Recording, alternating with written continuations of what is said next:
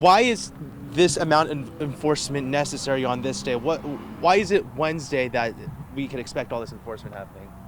Well, this is, like I said, this is our maximum enforcement period, and so there are designated holidays throughout the year, and Thanksgiving is one of them.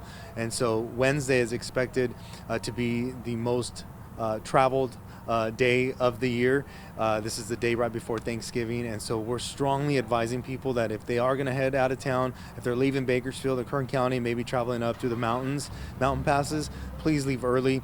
Like I said, it gets really, really busy out there on our roadways, and then especially with the rain, it's just going to complicate matters even more. Speaking of the rain, last week we saw the first of it.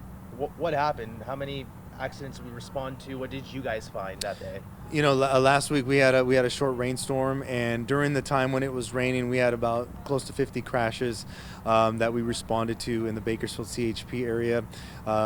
Some of them, one of them major injuries, the others minor or non-injury crashes, and so and that was just a typical day, a typical commute day, and so Wednesday. We're expecting some rain, and Wednesday's the busiest travel day of the year, so we're definitely expecting an increased amount of crashes, possibly even more so than on last rainstorm. But again, we want to caution people to slow down, take your time. If you can leave early, leave early.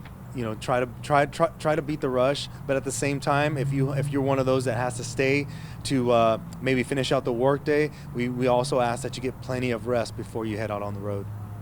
I mean, we're gonna have all sort of demographics coming and going from this area, highly traveled area. What are some just tips for drivers? Well, some tips for drivers. Number one, slow down. You're going to be on the roadway with millions of other Californians, so we want you to slow down. We want you to increase that following distance between your vehicle and the vehicle that's in front of you. We also want you to be aware of the conditions that are up in your mountain passes. So before you head out of town, make sure that you check the Caltrans website, check the CHP website, 1-800-GAS-ROAD. Even while you're traveling on the roadway, if you have somebody in the car with you, have them check while you're traveling, because conditions change very rapidly in your higher elevations. Mm-hmm. I went by there. I was appalled by the fog or mist or whatever you want to call it by Gorman, and I was terrified to drive any further. Can you just talk about some of the conditions that happen in those areas? You know, in your higher elevations, you're going to have the low-lying clouds. You're going to have misty conditions. You're going to have low visibility, and so that's where you really need to slow down. It can be really slick up there. You also, if you're one of those individuals that maybe you don't feel comfortable driving in those conditions, maybe it's starting to snow. We ask that you pull off at a safe location, exit the freeway, and wait until those conditions change. Wait until it gets better, or it's a lot safer for you to travel. Okay. Best time to leave, when is it? You know, that's kind of hard to tell, because hopefully people will get the message and leave early. We want you to leave before, I would say before lunchtime, before noon. That should give you a pretty good start. But again, this weather system that's going to come in, it's supposed to be a cold system from Alaska, and so the snow level's supposed to drop.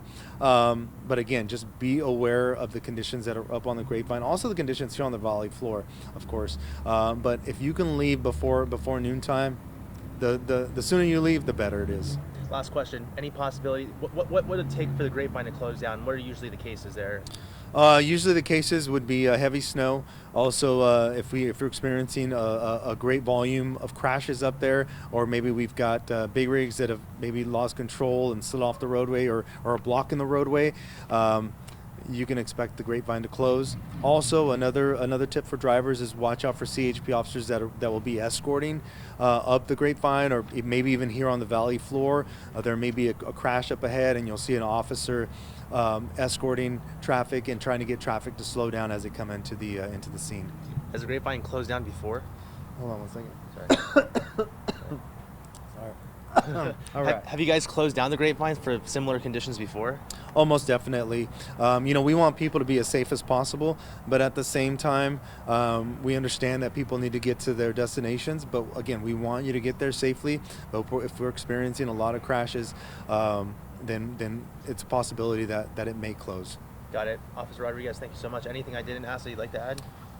I think that's it. Oh, I know I didn't touch on designated drivers, but like I said, it's a maximum enforcement period, and this is a time where we're looking for the people who are driving under the influence, the people that don't wear seatbelts and that drive fast. But again, we want you to get to your destination safely. So if you are going to party, if you are going to drink, make sure you designate a sober driver.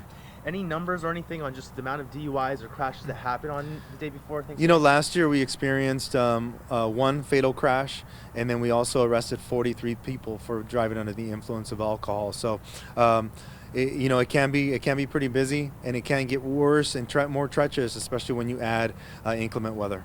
Oh man. Okay, so in that max enforcement time, one fatal, 43 DUI arrests. Is that in the span of one day? Is that the day That's before? that's between Wednesday at 6 p.m. and Sunday at 11:59 Got it. p.m. Okay, Officer Rodriguez, thank you so much. man. Appreciate it. Glad Excellent. I finally got to chat with you. Right on.